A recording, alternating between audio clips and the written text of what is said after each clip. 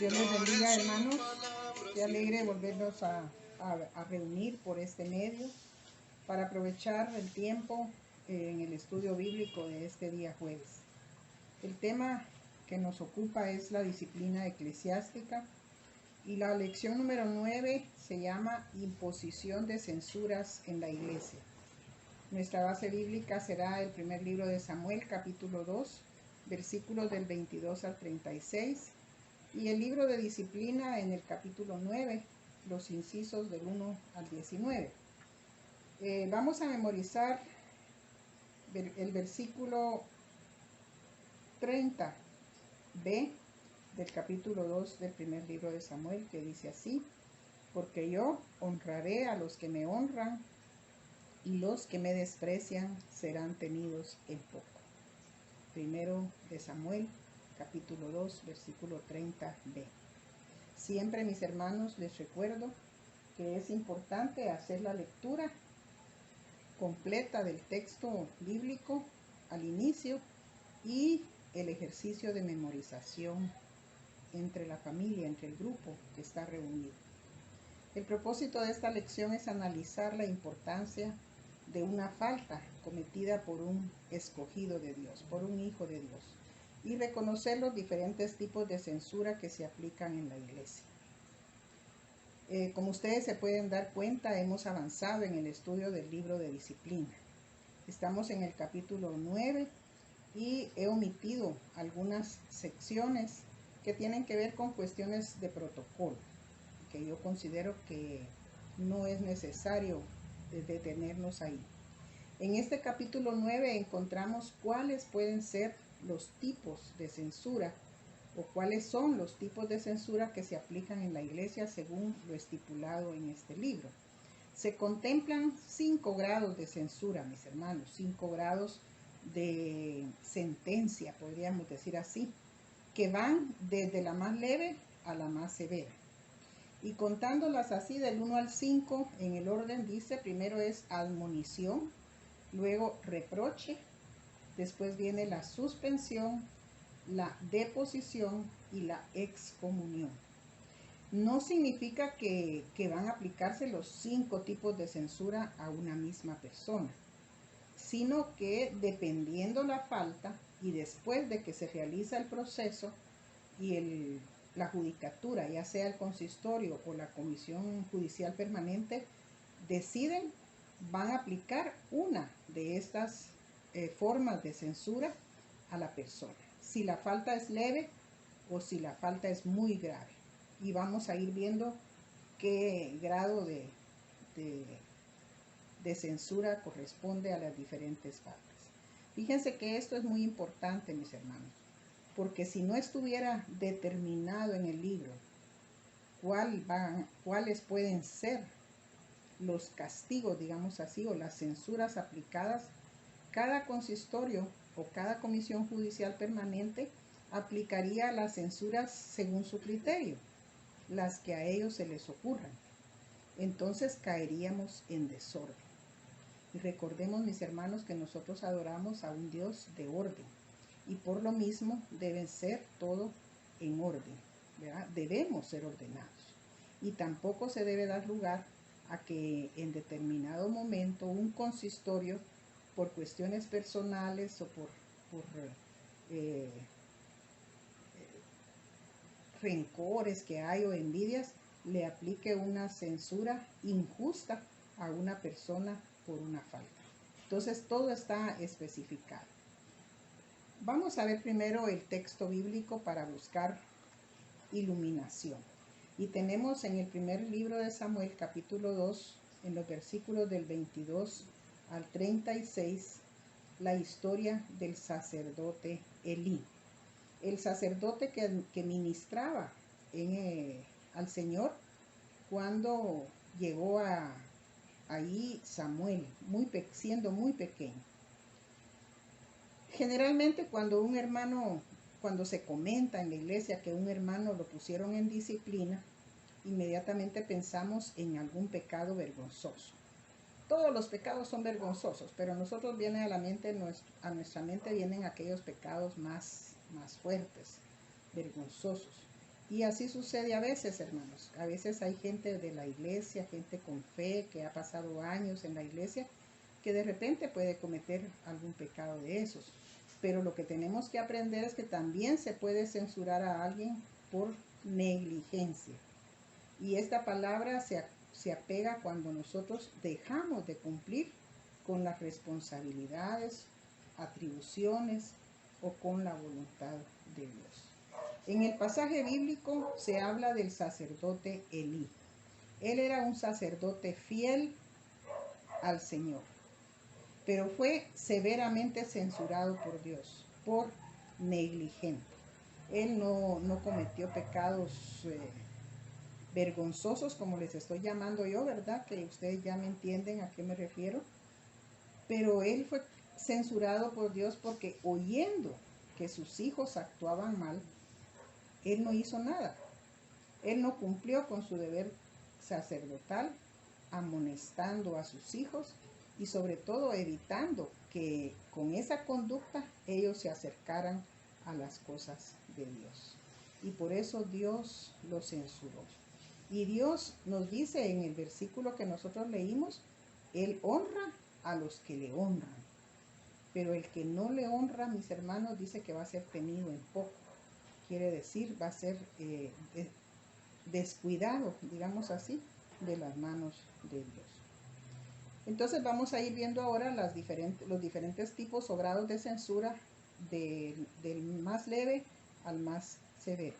Y el más leve que se le puede aplicar a una persona es la admonición. Como les digo, es el grado menos grave de censura y consiste en llamar la atención a un ofensor de manera cariñosa. Es decir, una llamada de atención verbal. Se le amonesta de su culpa, del peligro que esa falla considera para su alma y del mal testimonio que representa para la iglesia, exhortándolo a llevar una vida digna en el futuro. Esto sucede cuando la falta no es demasiado grave y no tiene que ver con una ofensa a otra persona. Y al ofensor se le dan consejos tantos como sea necesario y oraciones para que sea dirigido por el Dios Todopoderoso. Entonces el consistorio o la judicatura va a llamarlo y le va a llamar la atención, valga la redundancia. Lo va a traer frente al consistorio, va a venir él frente al consistorio y ahí se le va a llamar la atención.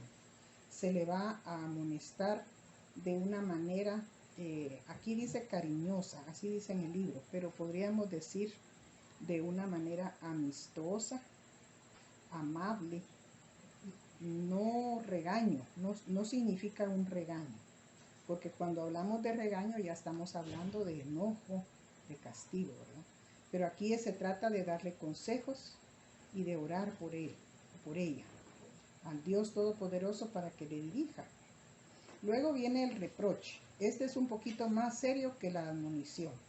Ya no es simplemente llamarle la atención, sino que se trata de una falta un poco más grave y consiste en presentarle el carácter de la ofensa con la reprobación adecuada para la misma. Cuando se aplica la admonición y el reproche, esas dos tipos de censura terminan en el momento que se presenta al ofensor la censura. Cuando estudiamos el proceso, vimos que primero se presentan las pruebas, acusados y acusadores, luego viene el proceso de estudio de las pruebas, el oír a los testigos y todo, y luego se toma una decisión, pero esa decisión se le tiene que comunicar frente a frente al ofensor, ¿verdad? Al que está sometido al proceso. Y entonces la admonición y el reproche se le dan a conocer frente a la judicatura. Es una reunión con él o con ella ante la judicatura. El ofensor no es privado de sus privilegios, no se le quitan sus privilegios y él continúa en buena y regular relación con la iglesia. Pero ya no va a ser una simple llamada de atención, sino que se le va a hacer ver que su falta o su ofensa es reprobable, que no es una gracia lo que cometió, que eso hace daño y que puede convertirse luego en un peligro para su vida espiritual y para la vida de la iglesia. Luego viene la suspensión, que es la que más conocemos y se aplica en nuestra iglesia. Cuando a un miembro de la iglesia se le aplica esta censura, ahí sí se le excluye de sus privilegios. Si son oficiales de la iglesia, ya sea ministro de la palabra y los sacramentos, anciano o diácono, o si se trata de un miembro regular de la iglesia, se le puede aplicar la suspensión, es decir, quitarle sus privilegios. Y la duración de la suspensión puede ser por tiempo definido, 6 meses, 1 año, 2 años, dependiendo del tipo de falta, o puede ser un tiempo indefinido. Cuando decimos indefinido no quiere decir que es para eterna memoria, sino que el tiempo indefinido tiene su propia característica. Entonces, el tiempo definido ya dijimos, ¿verdad? 6 meses, 1 año, etc. Cuando el buen nombre de la religión, el honor de Cristo o el bien del propio ofensor lo amerita. Ahora, el tiempo indefinido es suspenderle los privilegios hasta que él o ella muestren señales de arrepentimiento o hasta que por su propia conducta sea necesario aplicarle una censura más grave. En esto del tiempo indefinido, por ejemplo, si una persona, un joven, un adulto, hombre o mujer, comete una falta, por decirles algo, de consumir alcohol, de consumir drogas, de ir a fiestas, de vivir desordenadamente o de fornicar, y se le aplica tiempo indefinido, quiere decir que esta persona va a estar bajo observación. Vamos a dejarle una censura, quitarle sus privilegios por un tiempo indefinido, pero le vamos a observar. Si en determinado tiempo vemos la verdadera señal de arrepentimiento, ¿cuál es la verdadera señal de arrepentimiento, mis hermanos? Quiere decir, cambió su forma de vida, dejó todo lo malo. No importa si fueron 3 meses, 6 meses, 1 año, al observar esa buena conducta, se le puede quitar la disciplina, la censura. O si no, también puede ser el otro caso, ¿verdad? Como está por tiempo indefinido, vive más desordenadamente, entonces ya va a ser necesario aplicarle una censura más grave. Entonces, esta persona que tiene una disciplina por tiempo indefinido queda bajo la observación de la judicatura. En el caso de nuestra iglesia, bajo la observación del consistorio. El consistorio tiene que ser muy cuidadoso de estar cerca, pendiente de la conducta de esta persona para poder calificar con base.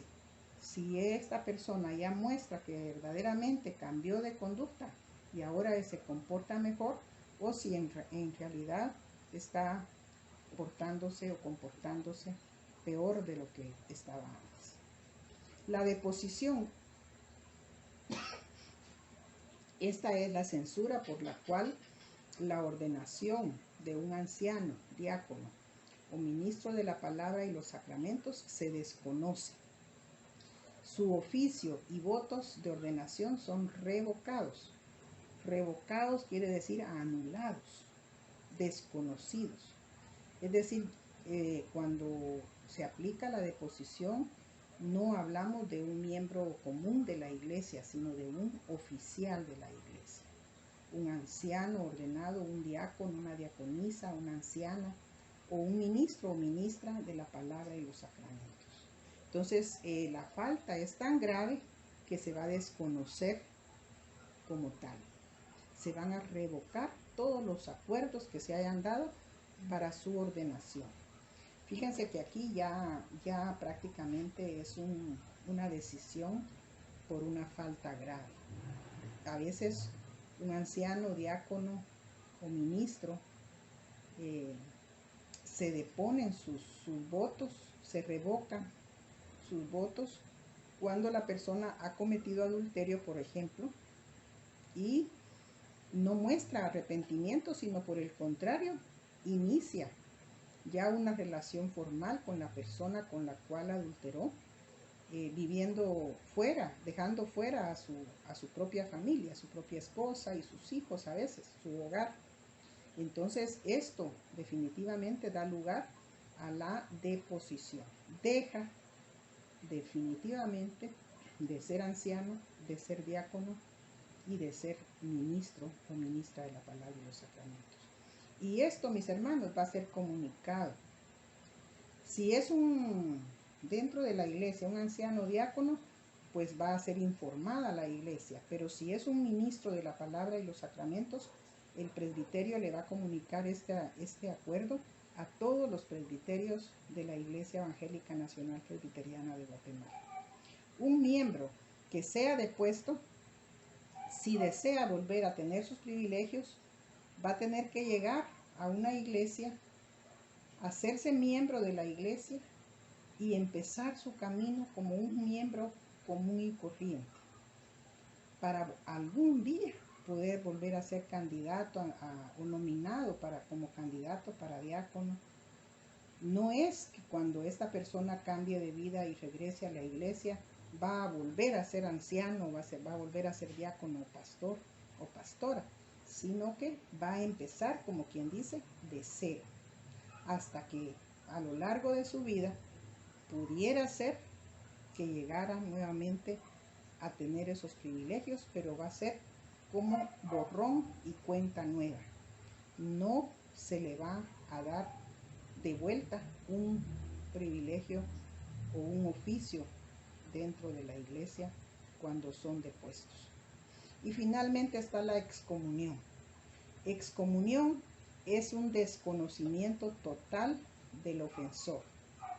Se desconoce al ofensor, se desconoce su membresía y se le niega totalmente la comunión de la iglesia.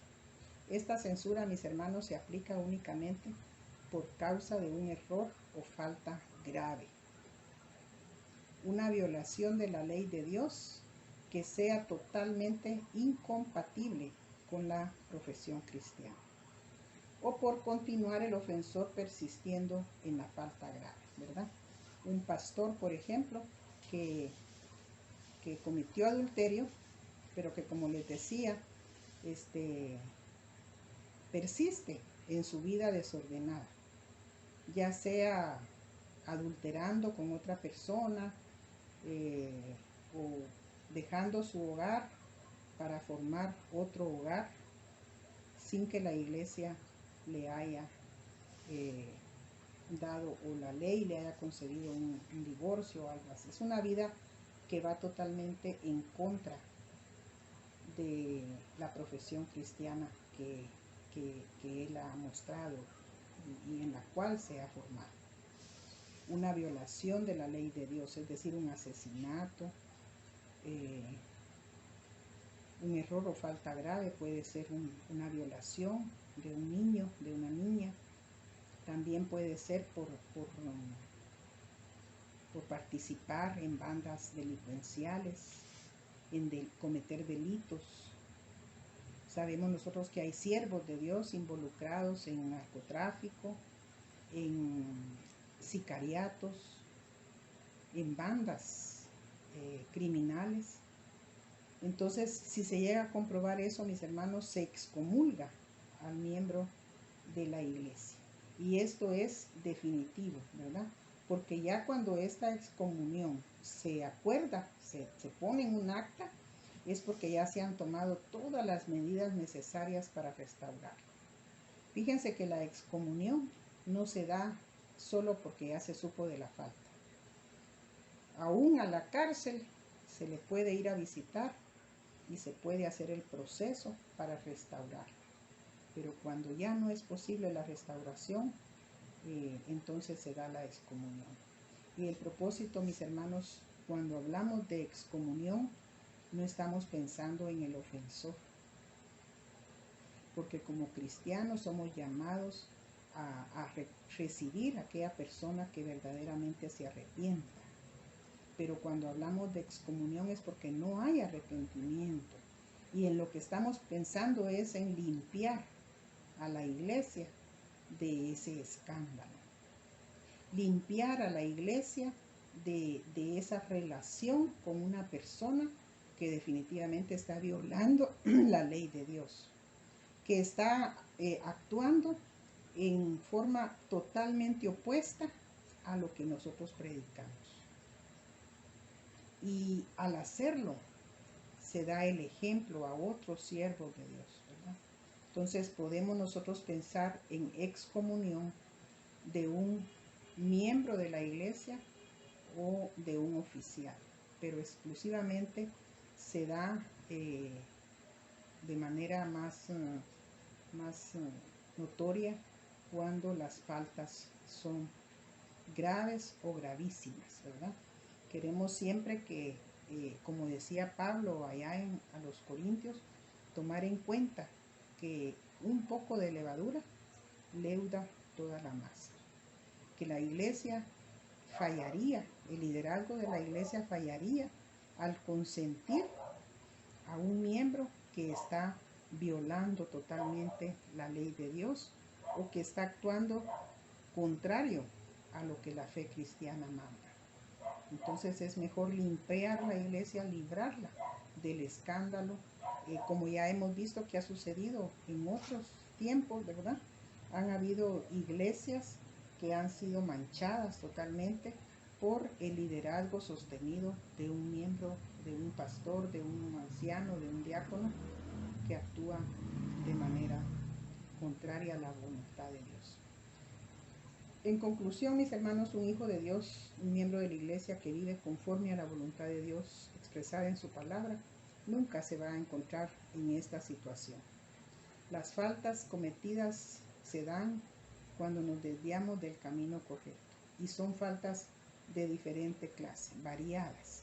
No todas ameritan la misma censura, no todas causan el mismo efecto negativo en la iglesia. La censura entonces cumple un papel restaurador de la vida y de la comunión con Dios, siempre y cuando la persona censurada tenga el acompañamiento necesario para encaminarse rectamente y también tenga la voluntad de volver a los caminos del Señor.